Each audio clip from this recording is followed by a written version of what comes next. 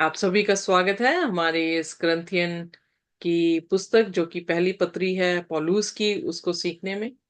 हम आपके शुक्रगुजार हैं कि आप हमारे बीच में हैं, और जितने लोग जो हैं हमारी वीडियो से इस कलाम को देखेंगे, हम आपको भी खुदा की बरकत देते हैं। उसकी शांति और उसका अनुग्रह आप पर भी जो है प्रोनाउंस करते हैं।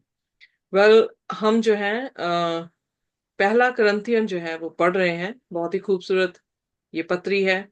बहुत सारे लोगों के लिए ये बहुत ही कंफ्यूजन की पत्री है, बट हम जैसे जैसे पढ़ते जा रहे हैं, खुदा हमें इस पत्री का ज्ञान दे रहा है जो हमारे लिए काफी अच्छा है। हमने देखा कि यहाँ पर जो करंथियन की कलीसिया में मसले हैं, जैसे कि पहले कि उनके बीच में डिवीजन है, कुछ अपने आप को कैफास का यानी पतरस का, कुछ अपने आप को पौलुस का, कुछ अपना आप को मसीह का जो है वो कह रहा है। पर पौलुस उन सबको जो है एक जगह लेकर आ रहा है प्रभु यीशु मसीह में, और वो ये कह रहा है कि क्या मसीह बट गया है? क्या उसने डिवीजन जो है हमारे बीच में ले आया है? और फिर वो आगे कह रहा है कि क्या पौलुस तुम्हारे लिए मरा है, कि तुम जो कहते हो कि हम पौलुस के हैं या हम पतरस के हैं, और डिवाइड कर रहे हो चर्च को। एक ही मरा है और वो प्रभु यीशु मसीह है। फिर दूसरा हम देखते हैं, पांचवें से शुरू हो जाता है जब मसला दूसरा आया कि व्यभिचार जो है करंथियन की कलीसिया में है, और ऐसा व्यभिचार जो अन्य जातियों में भी नहीं पाया जाता, कि अपने बाप की पत्नी के साथ जो है वो अपने संबंधों को बनाते हैं। उस मसले को भी जो है उसने खत्म किया। फिर तीसरा मसला उसने जो है हमने 8वें अध्याय में देखा कि आइडल्स जो है उनके सामने जो भोजन रखा गया है, और लोगों का जो विश्वास था उसके विपरीत जो है उसको किस तरह से सॉल्व कर रहा है, वो हमने देखा। आज जो है हमारा पहला करंथियन उसका 9वां अध्याय है, जिसमें हम देखेंगे कि एक मिनिस्टर के, एक लीडर के क्या राइट्स हैं, उसकी क्या यू नो या उसकी ड्यूटीज नहीं, उसके राइट्स के बारे में जिक्र है कि उसके लिए क्या किया जा सकता है। इससे पहले कि हम इस अध्याय को पढ़ें, आइए अपनी आंखों को बंद करेंगे और हम प्रार्थना में जाएंगे। हमारे स्वर्गीय खुदावंद, हम आपके शुक्रगुजार हैं, धन्यवाद करते हैं प्रभु। आप मेहरबान हमारे परमेश्वर हैं, आप हमसे प्रेम करते हैं और हम भी आपको प्रेम करते हैं। इतना नहीं जितना आपने हमसे प्रेम किया, पर हमें प्रतिरोज खुदावंद अपनी उस मोहब्बत में और बढ़ाएं, ताकि आपसे हम मोहब्बत करते जाएं। हमारी प्रार्थना है खुदावंद कि आप हमें आशीष और बरकत दें, और जब हम इस कलाम को पढ़ते हैं खुदावंद, कोई भी ऐसा शब्द ना हो जो हमारी समझ से आया हो, बल्कि हम प्रार्थना करते हैं कि आपका आत्मा हमसे बात करे, हमारी गुनाह गलतियों को माफ कर दें, अपने पवित्र लहू से धोकर साफ करें, और खुदावन हमसे बात करें, समझाएं। वही आत्मा जिसने ये वचन पौलुस से लिखवाया है, आज हमें समझ दे, ताकि हम आपको अच्छी तरह से समझ सकें। इस प्रार्थना को यीशु के नाम से मांगते हैं, आमीन। आइए देखिए, हम पहला कुरिन्थियन उसका 9, जो कि बाइबल सोसाइटी ऑनलाइन बाइबल है, NRSV जो है वो वर्जन यहाँ पर मैं यूज कर रही हूँ। और हमारे बीच में सिस्टर सिमरन है जो हमारे लिए हिंदी में बोलेंगे या पढ़ेंगे। हम आप सभी का धन्यवाद करते हैं, और आप आइए हमारे साथ जो है पहला कुरिन्थियन उसका 9 अध्याय उसकी पहली आयत से हम देखना शुरू करेंगे। अगर आप बुरा ना माने सिस्टर जी, आप प्लीज पहला कुरिन्थियन उसका 8 और उसकी 13 आयत से हम पढ़ दें। पहली कुरिन्थियन। उसका 8 अध्याय उसकी 12 ठीक। आयत। जी सिस्टर जी। जी, थैंक यू। इस प्रकार भाइयों के विरुद्ध अपराध करने से और उनके निर्बल विवेक को चोट पहुंचाने से तुम मसीह के विरुद्ध अपराध करते हो।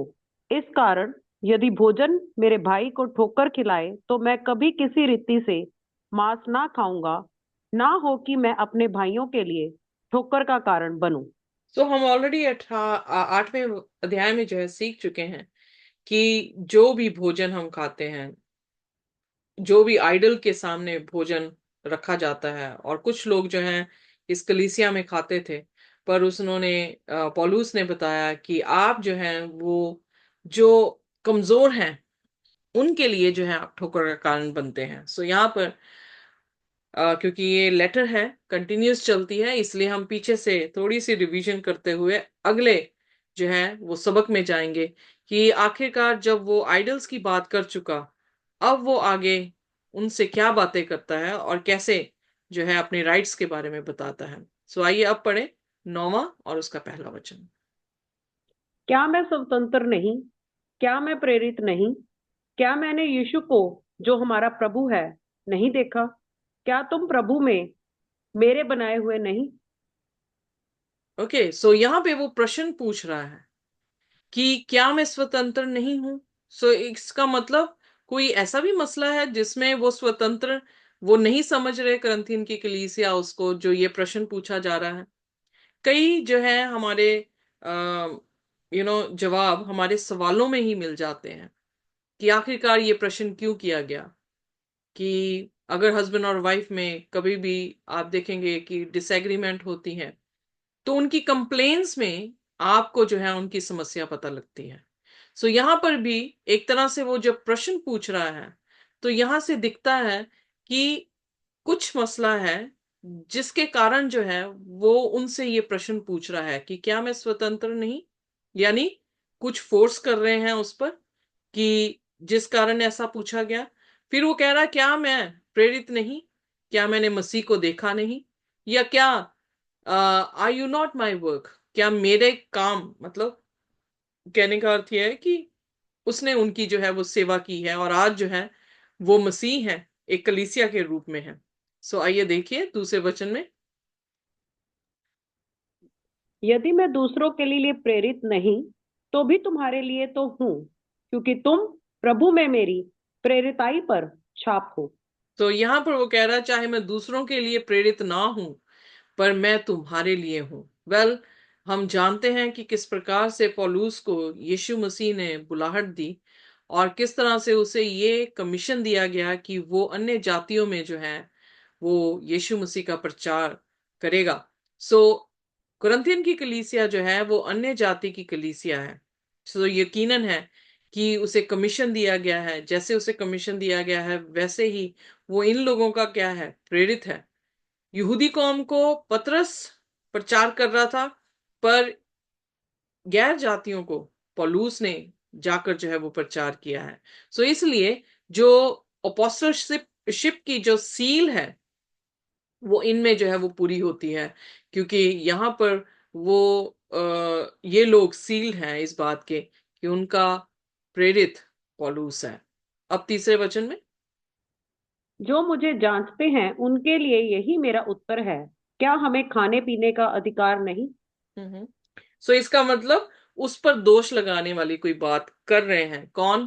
कुरिन्थियन की कलीसिया कुछ जांच रहे हैं उसमें और दोष शायद ढूंढ रहे हैं, और फिर वो दोष क्या है वो जब आंसर देगा तो हमें पता लगेगा कि उस पे क्या दोष लगाने की कोशिश कर रहे हैं। तो कह रहा, do we not have right, क्या हमारे पास हक नहीं है कि हम खाएं और पिए? फिर पांचवा। क्या हमें ये अधिकार नहीं कि किसी मसीह बहन के साथ विवाह करके उसे लिए फिरे, जैसे अन्य प्रेरित और प्रभु के भाई और कैफा करते हैं? एग्जैक्टली सो यहाँ पर वो कह रहा है क्या मुझे ये हक नहीं है कि मैं किसी भी मसीह बहन को अपनी पत्नी बनाकर उसे लिए फिरूं? सो इसका मतलब जो दूसरे, खास करके जैसे नाम दिया है कैफास का, कैफास किसका नाम था? पतरस का था। सो ये पतरस जो था वो मैरिड था, क्योंकि हम देखते हैं जब हम मरकुस उसके पहले अध्याय को देखते हैं तो पतरस की सास बीमार थी और यीशु ने उसे क्या किया था? चंगा किया था। सो इसका मतलब पतरस की पत्नी उसके साथ साथ इवेंजलिज्म कर रही थी। वेल, ये दर्ज तो नहीं है कोई कि उसने कितना इवेंजलिज्म किया, पर एक आयत मुझे, जब मैंने ये आयत पढ़ी है तो मुझे बहुत ही इस चीज का गर्व है कि एक पास्टर की वाइफ भी जो है उसके साथ क्या कर रही है? इवेंजलिज्म कर रही है। सो यहाँ पर वो कह रहा है कि क्या मेरे पास हक नहीं है कि मैं भी ये सब कुछ कर सकूं। फिर छठवां वचन। या केवल मुझे और बरनबास को ही अधिकार नहीं कि कमाई करना छोड़े। सो यहाँ पे वो कह रहा है कि क्या अब बन्नाबास भी जो है, क्योंकि उसके साथ को वर्कर है, सो उसका जिक्र यहाँ पर किया है। क्या हम दोनों के पास ये अधिकार नहीं कि हम अपनी जीवनी के लिए, यानी जो जॉब करना है वो छोड़ दें। ओके, सातवां वचन। कौन कभी अपनी गिरह से खाकर सिपाही का काम करता है। एग्जैक्टली exactly, क्योंकि कोई भी सिपाही जो है वो क्या करता है, उसका एक ही काम होता है, उसने सिपाही का काम करना है, राइट। सो इसलिए जो सिपाही का काम कर रहा है तो उसका उसे क्या मिलता है, राइट मिलता है। सो उसकी पत्नी को, उसके परिवार को जो है वो क्या दी जाती है, पैसे दिए जाते हैं, उनको सुरक्षा भी दी जाती है, उनके बेनिफिट्स भी होते हैं। सो इस तरह से अगर पौलुस खुदावन यीशु मसीह का जो है वो सोल्जर है या सैनिक है या फौजी है, तो क्या खुदा उसे ना देगा बेनिफिट्स। फिर आगे पूछता है, पढ़ें प्लीज सिस्टर जी। हाँ जी। कौन दाख की बारी लगाकर उसका फल नहीं खाता। या कौन भेड़ों की रखवाली करके उसका दूध नहीं पीता। Exactly exactly. सो जो हम काम करते हैं हमें उसी से नफे मिलते हैं। चाहे मैं एग्रीकल्चर फील्ड में चले जाऊं और मैं खेती करूं, अगर मैं उसमें कुछ भी लगाती हूं तो उसका फल मैं खाती हूँ, मुझे हक है कि मैं खाऊं। अब जैसे मैं नर्सिंग कर रही हूं तो नर्सिंग में जो भी मैं काम कर रही हूँ उसकी आमदनी मुझे मिलती है, उस आमदनी से मैं क्या करती हूँ, रोटी खाती हूँ। सो हर एक इंसान जो जैसा भी काम करे, सो उसने काफी काम बताए हैं यहाँ पे, तीन जो है प्रोफेशंस को जो है यहाँ पे दर्ज किया है। मिलिट्री का, एक विनयार्ड का, और जो भेड़ों को चराता है। तो क्या जिस बकरी को मैं चराती हूँ उसका दूध नहीं पीने का मुझे हक है, या मुझे हक है। सो अब आठवां वचन। क्या मैं ये बातें मनुष्य ही की रीति पर बोलता हूँ। क्या व्यवस्था भी यही नहीं कहती। तो कहता कि क्योंकि क्या मूसा ये की सिर्फ अ, मैं मनुष्य की तरफ से बोल रहा हूँ, व्यवस्था कौन सी व्यवस्था। आइए देखिए नौवें वचन में। क्योंकि मूसा की व्यवस्था में लिखा है, दावते समय चलते हुए बैल का मुंह ना बांधना। क्या परमेश्वर बैलों ही की चिंता करता है। तो यहाँ पर वो एक बार बार प्रश्न जो उठा रहा है, उस प्रश्न से हमें पता लग रहा है कि वो बहुत ज्यादा परेशान है, क्योंकि उसने एक ही चीज को लेकर नहीं समझाने की कोशिश की, पर वो अलग अलग एग्जाम्पल्स देकर जो है उन्हें समझाने की कोशिश कर रहा है। तो कह रहा है क्या व्यवस्था के साथ ऐसा नहीं है। मैं इंसानी अथॉरिटी की बात नहीं कर रहा हूं, पर खुदा की भी अथॉरिटी की बात कर रहा हूं, क्योंकि खुदा ने मूसा से क्या लिखवाया कि जो बैल है उसका मुंह ना बांधा जाए। क्यों? क्योंकि वो खा सकता है, मेहनत कर रहा है तो वो खा सकता है। तो क्या सिर्फ खुदा जानवरों की परवाह करता है? वेल, काफी ज्यादा परेशान है पॉलुस, मुझे ऐसा फील हो रहा है। और यहाँ पर जो है वो बहुत स्ट्रेट फॉरवर्ड जो है क्वेश्चंस के साथ जो है उनके माइंड को ओपन करने की कोशिश कर रहा है। और 10वें वचन में। यह विशेष करके हमारे लिए कहता है। हाँ, हमारे लिए ही लिखा गया। क्योंकि उचित है कि जोतने वाला आशा से जोते और दबाने वाला भागी होने की आशा से दावनी करे। ओके, सो यहाँ पर लिखा कि हाँ हमारे लिए ही नहीं लिखा, तो फिर कहता नहीं नहीं हमारे लिए ही लिखा है कि जो हमारे लिए मतलब इंसानों के लिए लिखा है। वो जानवर की कंसर्न कर रहा है ना, कि क्या खुदा सिर्फ जानवर की कंसर्न करता है। तो उसने कहा नहीं, हमारे लिए मतलब इंसानों के लिए भी लिखा है कि जो जोते वो भी आशा से जोते, जो थ्रेश करे वो भी आशा से जो है वो क्रॉप्स को यू नो या छांटे। सो अब 11वां वचन।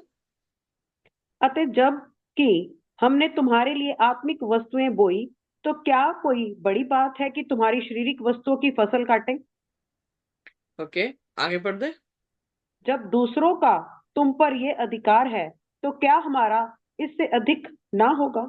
Exactly exactly. क्यों? क्योंकि वो मेहनत कर रहा है किस पे, कुरिन्थियन की कलीसिया पे। तो कह रहा है कि अगर मैंने स्पिरिचुअल चीजें तुम्हारे बीच में डाली हैं तो क्या फिर मटेरियलिस्टिक बेनिफिट मुझे मिलने नहीं चाहिए? क्योंकि अगर कोई और तुम्हारे से नफा ले रहा है तो क्या मैं उनसे बढ़कर नहीं हूं? सो उसके राइट्स वो दिखा रहा है कि मैं अपोस्टल हूं, मैं आपका सेवक हूं, मैं आपका सेवादार हूं, मेरा भी कोई हक है। सो फिर उसके बाद आगे पढ़ दे सिस्टर जी। परंतु हम ये अधिकार काम में नहीं लाए, परंतु सब कुछ सहते हैं कि हमारे द्वारा मसीह के सुसमाचार में कोई रुकावट ना हो। तो देखा जाए तो हक बहुत बनते हैं पर नहीं लेते। क्यों नहीं लेते? ताकि यीशु मसीह का सुसमाचार किसी भी तरीके से जो है वो उसके बीच में जो है कोई ऑब्स्टेकल या रुकावट जो है वो ना आ जाए। बहुत सारे लोग जो हैं, मैं अपनी जिंदगी में जो हूँ देखती हूँ कि इंसान, और खास करके जो मिनिस्टर्स हैं, वो कभी ये नहीं सोचते। वो हमेशा ये देखते हैं कि कैसे मुनाफा जो है वो हो सकता है। मीटिंग्स में भी मैंने कितनी बार देखा कि जब उन्हें फ्री वाटर बॉटल्स दी जाती हैं, वो एक नहीं लेते, वो चार पांच अपनी पॉकेट्स में जो है वो डाल के चले जाते हैं। तो मैं कई बार वॉन्डर करती हूँ, कई बार मैं अचंभा करती हूँ इस बात से कि क्या इनको खुदा पर भरोसा नहीं कि खुदा इन्हें पानी भी दे सकता है? सो फिर क्यों, लाइक, इट्स रियली शॉकिंग कि एक आम व्यक्ति जो है वो एक बॉटल ले रहा है, पर खास करके जो मिनिस्टर्स हैं वो इतने लालची हो जाते हैं कि पानी की बोतलें जो हैं वहां से उठाकर अपनी जेबों में डालकर जो है घर तक ले जाते हैं। सो यहाँ पे पौलुस भी ये कह रहा है, क्या मैं नहीं कर सकता था? पर मैंने इसलिए नहीं किया ताकि मैं किसी के लिए ठोकर का कारण ना बनूं। क्योंकि जैसे वो बात कर रहा था कि जो मूर्तों के सामने खाना डाला गया, या क्या कह सकते हैं, उनके सामने रखा गया है, और उसको खाना है कि नहीं खाना, तो यहां पर वो ये कह रहा है कि मैं भी जो हूं वो क्या कर सकता हूं, खा नहीं सकता, मैं भी पी नहीं सकता, पर मैं क्यों नहीं करता हूं? ताकि खुदा के कलाम के सामने कोई भी रुकावट खड़ी ना हो जाए। सो बहुत लॉयल है, अपने हक के लिए नहीं बल्कि खुदा के लिए काम कर रहा है, अपनी सैलरी के लिए नहीं, खुदा की कलवरी के लिए काम कर रहा है। सो क्या हमारे पास ऐसे दास हैं जो खुदा की कलवरी के लिए काम कर रहे हैं? और ये बहुत ही जरूरी है, क्योंकि फर्स्ट सेंचुरी का जो अपोस्टल है, बहुत ही पावरफुल अपोस्टल जो हम पाते हैं, जिसने जो है पत्रियां लिखी, लगभग 13, यानी 27 में से 13 पत्रियां पौलुस ने अगर लिखी हैं, तो आप देख सकते हैं कि परमेश्वर ने कितना उसे इस्तेमाल किया है। पर उसमें भी ये विचारधारा जो थी वो नहीं है जो आजकल के मिनिस्टर्स में पाई जाती है। सो आइए देखिए फिर आगे क्या कहता है। क्या 13वीं तुम आयत। नहीं जानते, क्या जी। तुम नहीं जानते, जो मंदिर में सेवा करते हैं वे मंदिर में से खाते हैं, और जो वेदी की सेवा करते हैं वे वेदी के साथ भागी होते हैं। So quite understandable, quite clear.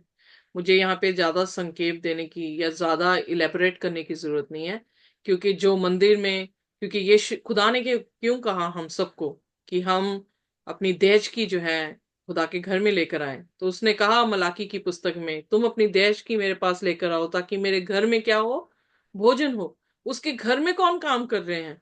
क्या वो खेती करने जाते होते थे? जो खुदा के घर में लेवी थे, खुदा के घर की या सेंचुरी की सेवा करते थे, क्या उनके पास कोई और पेशा था कि वो अपनी कमाई कर सके? नहीं। नहीं।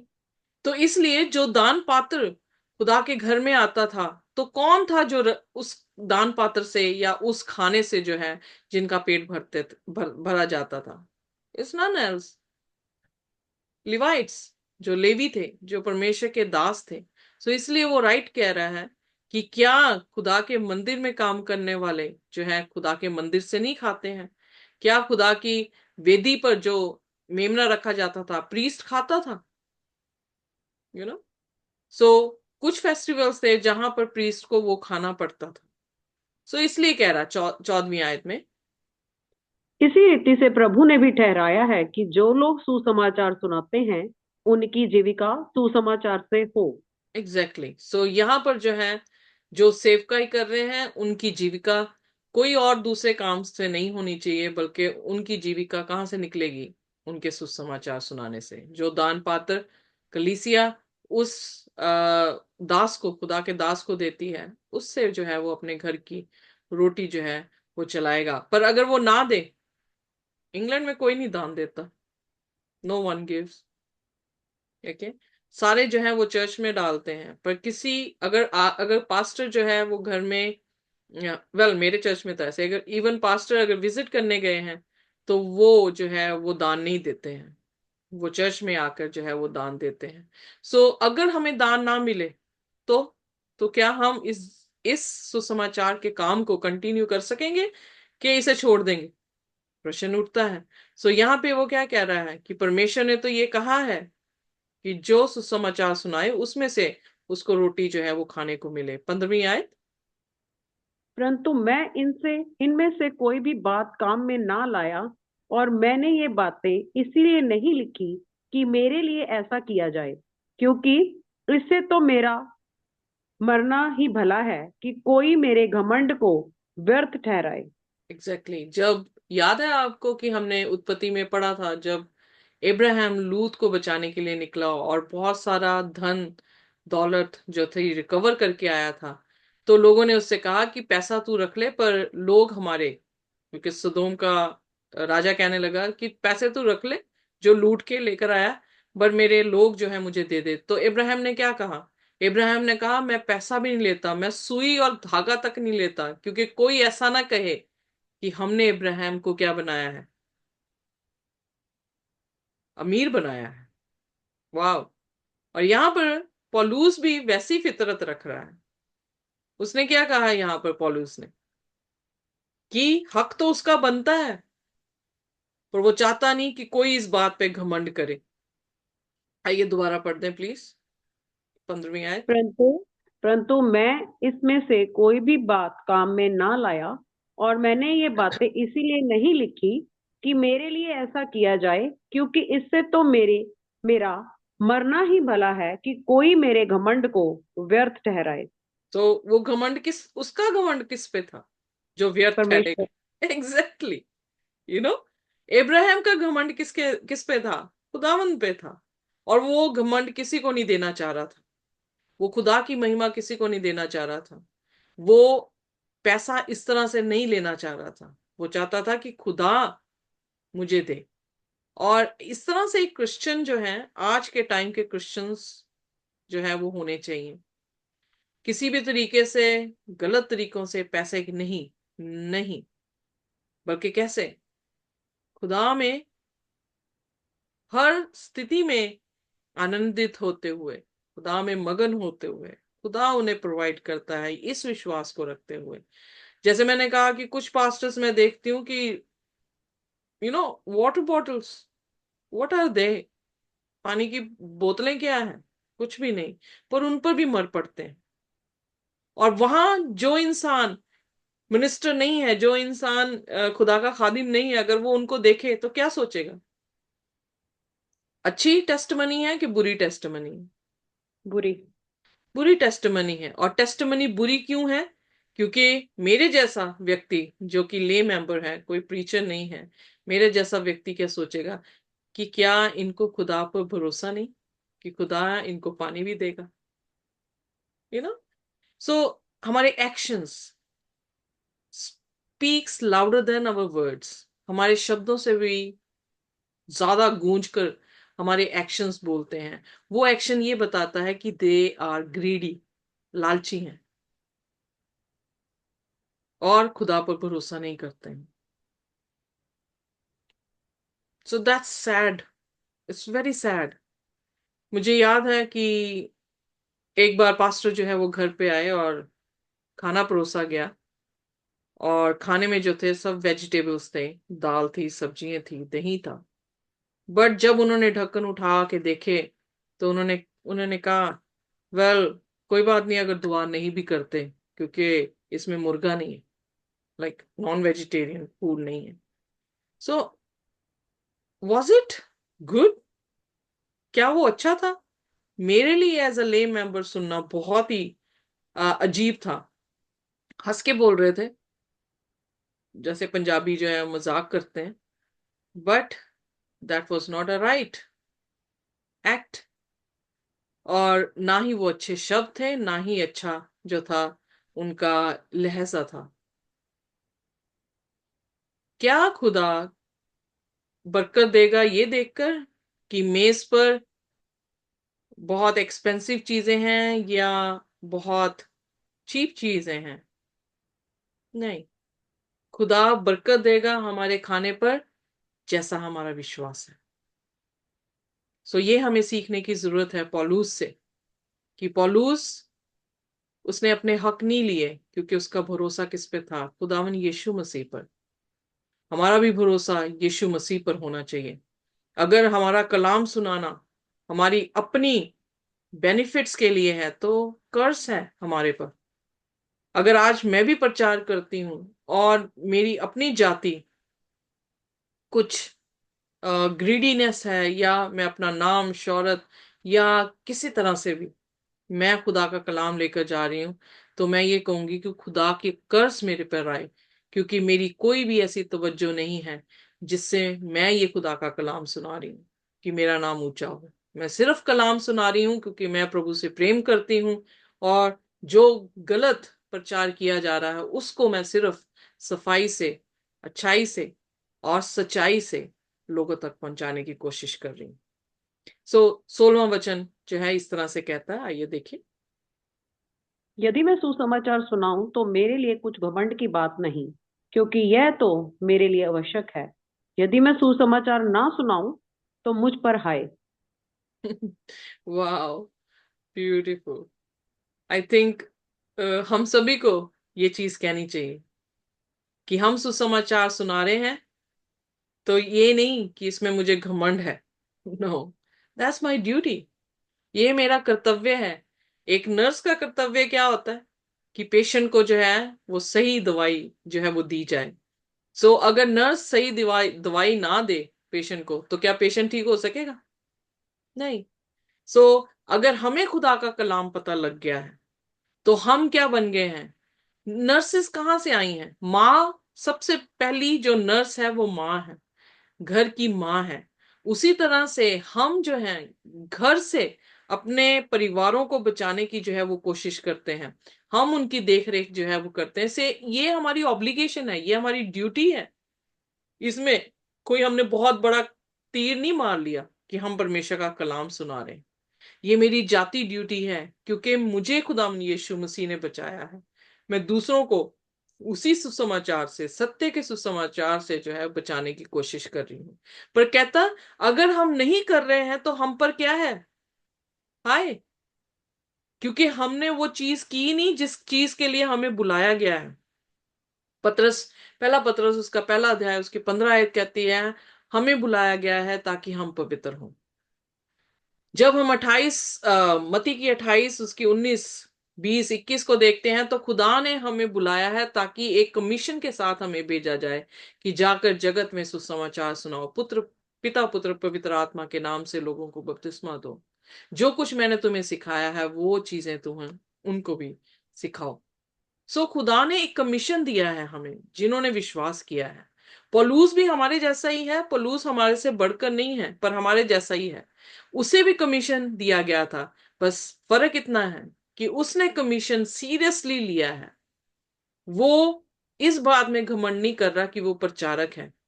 वो उसको अपनी जिम्मेवारी समझ रहा है और हाय कहता है अगर वो ना सुनाए। उसी तरह से हमारे जीवन में भी है। ये हमारा कर्तव्य है कि हम प्रभु यीशु मसीह के जरिए से बचाए गए हैं। जैसे हम बचाए गए हैं वैसे हम दूसरों को भी जो है मसीह के बीच में बचा सकें। आइए देखिए 17वां वचन। क्योंकि यदि अपनी इच्छा से ये कहता हूं कि कहता हूं तो मजदूरी मुझे मिलती है, और यदि अपनी इच्छा से नहीं करता तो भी भंडारीपन मुझे सौंपा गया है। तो एग्जैक्टली, चाहे आप दिल से करें या अपनी इच्छा से करें, चाहे आप इच्छा से ना करें, ये हमारे परसीव करने के ऊपर निर्भर करता है, how we perceive the calling. हम परसीव कर रहे हैं कि मुझे कमीशन दिया गया है, तब भी प्रचार कर रही हूं। अगर मेरी इच्छा नहीं भी है और मैं इसलिए कर रहा हूं कि रिवॉर्ड मिलेगा, तब भी जो है मैं कलाम जो है वो सुना रहा हूं। सो कहने का अर्थ है कि चाहे इच्छा हो या ना हो, ये हमारा संपूर्ण कर्तव्य है कि हम परमेश्वर के इस सुसमाचार को दुनिया के लोगों के बीच में जो है वो बांटे। और उसके बाद 18वां वचन। तो मेरी कौन सी मजदूरी है, ये कि सुसमाचार सुनाने में मैं मसीह का सुसमाचार सेतमेत कर दूं, यहाँ तक कि सुसमाचार में जो मेरा अधिकार है उसको भी मैं पूरी रीति से काम में ना लाऊं। सो क्या कह रहा है कि फिर मेरा रिवॉर्ड क्या है? Saint man means free, free of charge मैं खुदा का कलाम सुनाऊं, और मैं अपने अधिकार को, जो कि गॉस्पल में वो जैसे बता चुका है अपने अधिकार को, और उन अधिकारों को ना लूं। सो मेरा रिवॉर्ड क्या होगा? सो आइए देखिए 19 वचन में क्या कह रहा है। क्योंकि सबसे स्वतंत्र होने पर भी मैंने अपने आप को सबका दास बना दिया है कि अधिक लोगों को खींच लाऊं। तो यहां पर जो है वो बड़ा परेशान है, और परेशानी में, दुख में, वो उनको अपने दिल को जो है वो खोल के बता रहा है कि मैं तो बिल्कुल आजाद हूं सबके लिए, बट मैं क्या बन गया हूं, यानी विलिंगली वो क्या बना है, सबका गुलाम बना है। क्यों बना है? ताकि वो मसीह के लिए लोगों को जीत ले। What a character! Hardly we find such kind of people in this world. बड़ा मुश्किल है ऐसे लोगों को ढूंढना आज की दुनिया में, कि जो लोगों के दास बन जाए। मैं देखती हूँ कि लोग मसीह का काम करते हैं, बड़ा घमंड करते हैं, वो दास नहीं बनते हैं, उनके दास होते हैं, वो उनको ऑर्डर करते हैं। पर यहां पर पौलुस बिल्कुल ही ऑपोजिट गॉस्पल जो है हमारे सामने दे रहा है कि वो उन सबका दास बन गया। क्या यीशु मसीह दास बने थे? या यीशु मसीह भी सबके दास बन गए। जहां पर यीशु मसीह के पांव धुलने चाहिए थे, यीशु मसीह ने सभी चेलों के जो है वो पांव धोए। इसीलिए यीशु मसीह ने कहा कि एक दूसरे की सेवा करने के लिए, और यहां पे लिखा कि जो भेजा गया है उससे बढ़कर वो है जिसने उसे भेजा है। सो अगर जो भेजने वाला इतना हलीम है, तो जो भेजा गया है उसे कितना हलीम होने की जरूरत है। पौलुस में वो हलीमियत थी। पौलुस जो है अपने आप को बिल्कुल हलीम कर चुका था, दास बना चुका था सब लोगों का, ताकि वो यीशु मसीह के लिए उनको जीत सके। हमने भी जीतना है। पर कैसे? हमें भी इसी तरह से प्रभु यीशु मसीह के लिए लोगों के दास बनने की जरूरत है, हलीम होने की जरूरत है, खुदा के सामने भी और अपने भाइयों के सामने भी, ताकि वो मसीह के लिए जीते जाएं। बाइबल में जिक्र आया है मत्ती उसके 24 में कि चिन्ह चमत्कार जो है वो अंत के दिनों में जो है वो धोखे का कारण जो है वो होंगे। बट विश्वास जो चिन्ह और चमत्कारों के ऊपर रखकर प्रभु यीशु मसीह के पास आते हैं, क्या वो ऐसे हलीम हो सकते हैं? तो बाइबल में दूसरी तरफ एक और विश्वास दिखाया गया है, विश्वास जो सुनने से, सुनना खुदा के कलाम से। बच- सो कौन सा बेटर है, चिन्ह चमत्कार के जरिए से विश्वास लाना या खुदा के कलाम? खुदा के कलाम जब से। हम खुदा के कलाम से अपने आप में विश्वास लेकर आते हैं, तो हम जिसको देख रहे हैं, कलाम को देख रहे हैं, तो कलाम जैसे बन जाएंगे। अगर हम चिन्ह और चमत्कारों को देखकर विश्वास लेकर आए हैं, तो चिन्ह और चमत्कारों को देखते हुए, और जो इन चमत्कारों को दिखा रहे हैं उनको देखते हुए हम उनके जैसे बन जाएंगे। तो इट इज वेरी क्लियर। सो पॉलुस क्यों ऐसा है कि लाखों करोड़ों में भी बहुत कम लोग होंगे जो ऐसे होंगे? वो क्यों? क्योंकि पौलुस किसको देख के चल रहा है? खुदावन खुदा को, उसके कलाम को। और आज हम इसके जैसे क्यों नहीं हैं? प्रश्न ये उठता है। आज के पास्टर इसके अपोस्टल के जैसे जो हैं, प्रेरित के जैसे क्यों नहीं है? क्योंकि वो किसको देख के चल रहे हैं? उनके गॉड फादर्स जो हैं वो बन चुके हैं, वो किसी न किसी आदमी के चेले बन चुके हैं, पर यीशु का चेला बनना बहुत मुश्किल है। सो इसलिए जो सचमुच में यीशु के स्वर्ग की बादशाहत में जाना चाहेंगे, उन्हें यीशु का चेला बनना होगा, गॉड फादर्स का नहीं। सो आइए देखिए अगली आयत में क्या कहता है। मैं यहूदियों के लिए यहूदी बना कि यहूदियों को खींच लाऊं। जो लोग व्यवस्था के अधीन हैं उनके लिए मैं व्यवस्था के अधीन ना होने पर भी व्यवस्था के अधीन बना कि उन्हें जो व्यवस्था के अधीन है खींच लाऊं। सो यहाँ पर उसकी उसका परिश्रम जो है देखने को मिलता है कि उसने अपने आप को इतना फ्लेक्सिबल रखा। ये नहीं कि वो खुदा के हुक्म को नहीं मान रहा था, फ्लेक्सिबल इन द सेंस उसने कोई भी वॉल अपनी मिनिस्ट्री में रहने नहीं दी। ब्रिटिश है, यूरोपियन है, एशियन है, फिलीपींस है, अफ्रीकन है, उसके लिए कोई दीवार नहीं थी। वो जैसा अफ्रीकन के घर में गया उसने उगाली खाई, रोटी नहीं मिली तो उसने उगाली खाई। वो एशियन के घर में गया तो वहां पर उसे उसे अपना खाना ब्रेड नहीं मिली, बट वो क्या खा रहा है? रोटी खा रहा है। सो कोई भी ऐसी दीवार नहीं उसने रखी जिससे खुदा का कलाम लोगों तक पहुंच ना सके। मैंने कितनी बार देखा कि हम लोग जो खुदा के कलाम को सुनाते हैं उनका झुकाव उनके प्रति बहुत ही ज्यादा होता है जो ज्यादा अमीर हो या फिर जिनके पास पावर हो। और गरीब इंसान जो है उसको हमेशा ऐसे दिया जाता है जैसे कुत्ते को रोटी दी जाती है। बट ऐसा क्यों? ये जात पात क्यों? जब खुदावन यीशु मसीह ने जात पात नहीं रखी तो हम कौन होते हैं जो जात पात खड़ी करें? पौलुस के कहने का अर्थ यही था कि मैं उनके जैसा हो गया, मैं उनके साथ मिल गया, मैंने कोई दीवार उनके और अपने बीच में नहीं रखी। क्यों नहीं रखी? क्योंकि मसीह का सुसमाचार सबके लिए एक जैसा है। ओके, आगे पढ़ते सिस्टर जी। मैं निर्बलों के लिए निर्बल सा बना कि निर्बलों को खींच लाऊं। मैं सब मनुष्य के लिए सब कुछ बना कि किसी न किसी रीति से कोई एक का उद्धार कराऊं। मैं ये सब कुछ सुसमाचार के लिए करता हूं कि औरों के साथ उसका भागी हो जाऊं। सो यहाँ पर मुझे एक्सप्लेन करने की ज्यादा जरूरत नहीं है, क्योंकि मैं ऑलरेडी बता चुकी हूँ कि उसने हर मुमकिन कोशिश की है ताकि लोग जो है वो बचाए जा सके।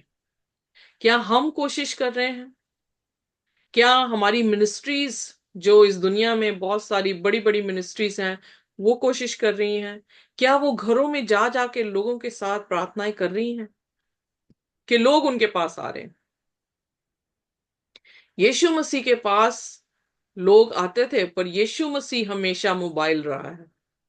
यीशु मसीह हमेशा चलता रहा है, लोगों के घरों में पहुंचता रहा है। जहां पर लोग नहीं भी पहुंचे हैं वहां पर बेसदा के पुल पर जो 38 साल से आदमी वहां पे अधरंग का मारा पड़ा था, उसके पास जाकर पूछता है, क्या तू चंगा होना चाहता है?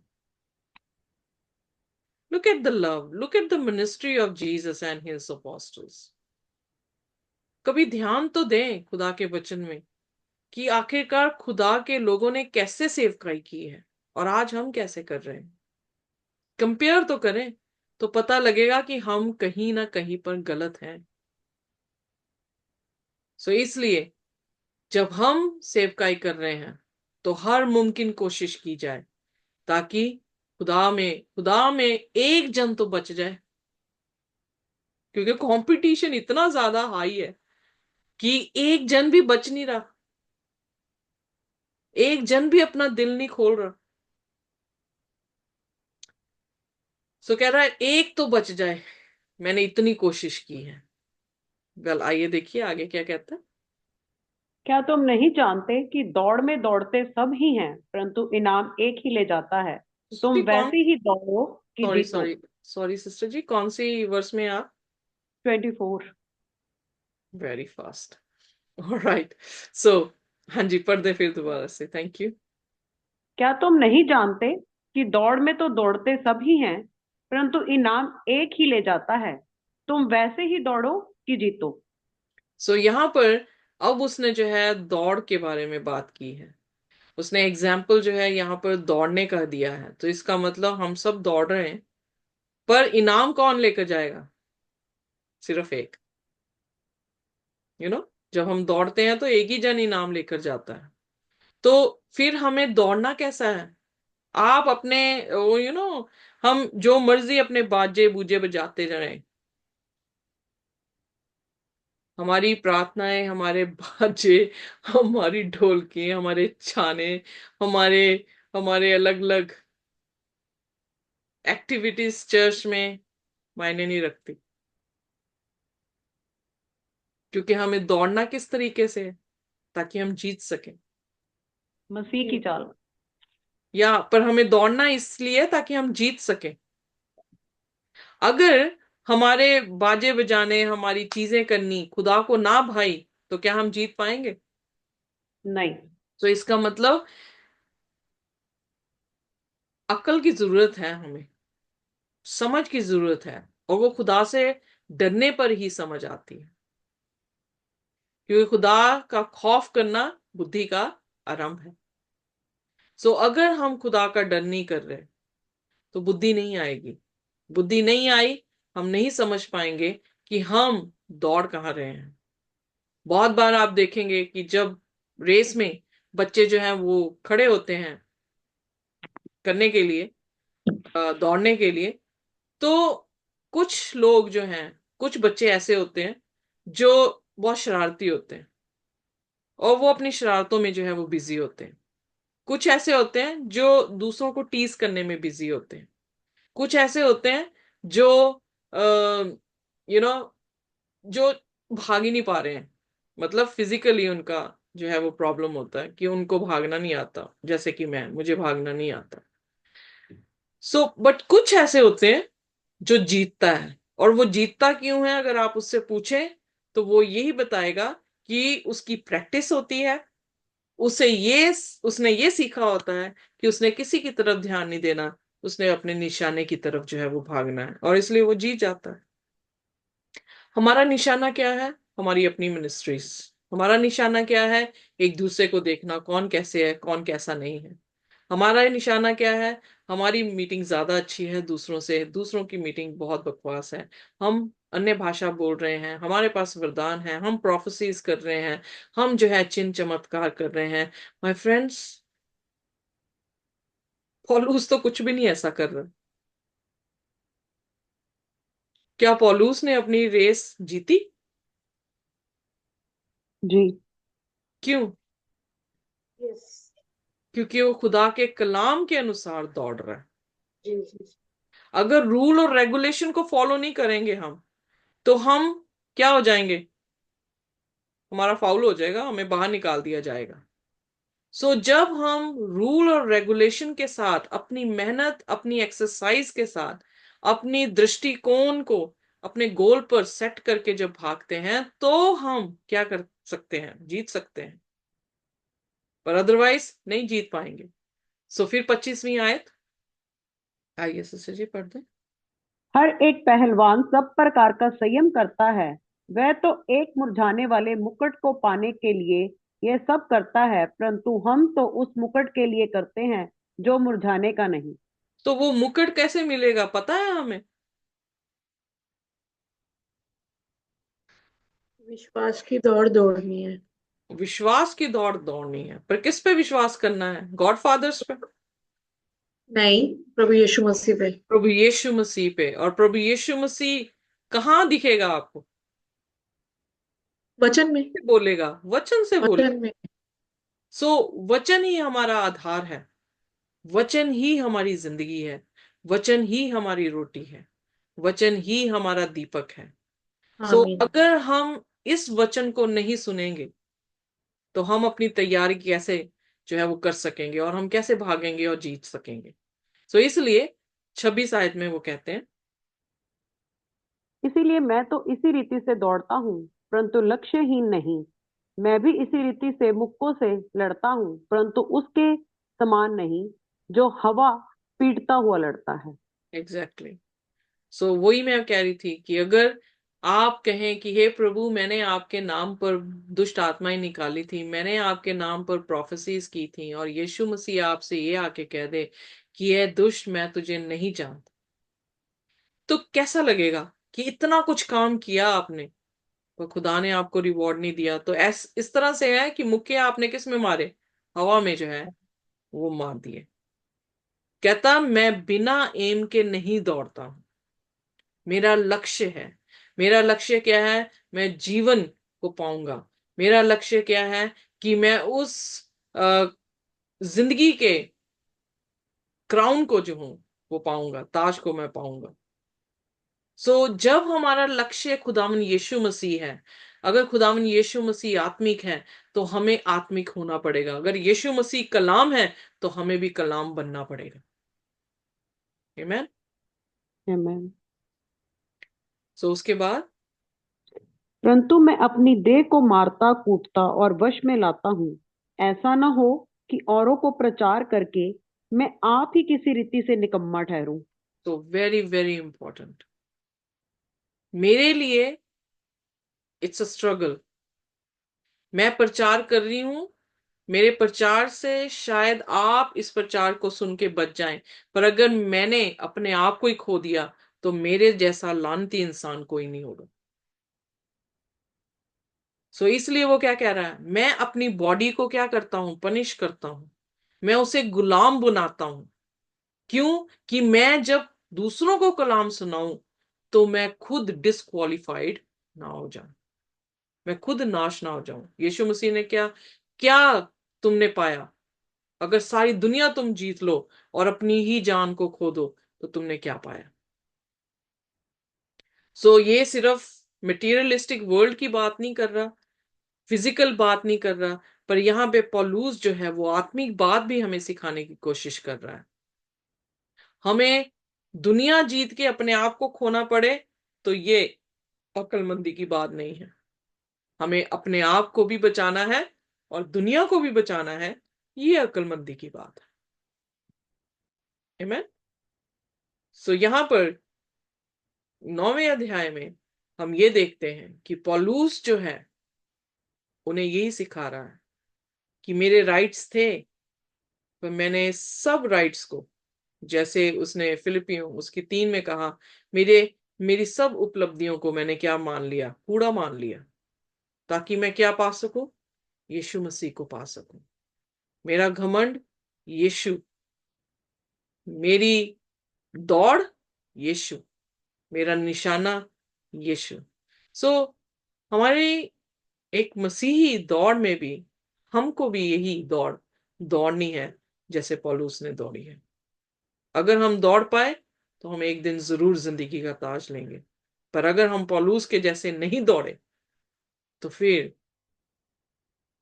बहुत ही उदासीन बात है कि हम उस जिंदगी को नहीं पा पाएंगे। आइए हम अपनी नजरें प्रभु यीशु मसीह पर, उसके कलाम पर और उसके फर्स्ट सेंचुरी के प्रेरित पर लगाएं। प्रेरित पे इसलिए लगाने को कह रही हूं कि हम उससे उदाहरण पाए, क्योंकि आगे आप देखेंगे 10वें अध्याय में उसके 11वें वचन में उसने कहा, ये सारी कहानियां इसलिए दर्ज हैं ताकि क्या हो? तुम्हारे लिए एक पैराबल हो, दृष्टांत की तरह हो, और अंतिम दिनों में अंतिम लोगों के लिए चेतावनी की बात हो। ये हमारे लिए चैलेंज है। Are we running as God wants us to run?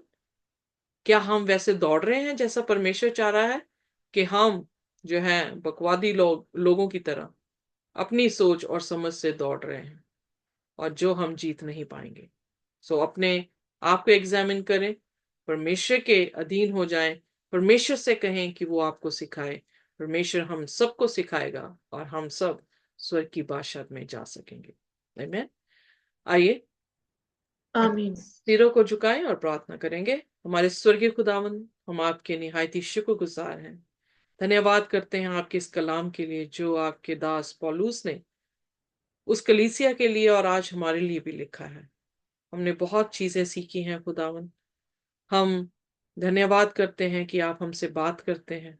हम धन्यवाद करते हैं कि आप हमें सिखा रहे हैं खुदावन। ये हमारी अकल नहीं है, बल्कि हमारी अकल तो बिल्कुल शून्य है खुदावन। हम कुछ नहीं जानते, हम पापी हैं। पर हम आपके अनुग्रह को प्रभु जी रिसीव करते हैं विश्वास के साथ कि आपने हमें बचाया है। और इस दौड़ में भी जो हम मसीह दौड़ दौड़ रहे हैं, हम प्रार्थना करते हैं खुदावन आपकी कुवत और आपका आत्मा हमें गाइडेंस दे, सही रास्ता दिखाए, ताकि हम अच्छी दौड़ दौड़ें और जीत सकें। हम सबको ब्लेस करें, अपनी आशीष दें। यीशु के नाम से मांगते हैं, आमीन। आमीन। आमीन। आमीन। परमेश्वर की शांति और उसका अनुग्रह हम सबके साथ इसी तरह से बना रहे जब तक कि वो दोबारा ना आ जाए। आमीन। आमीन।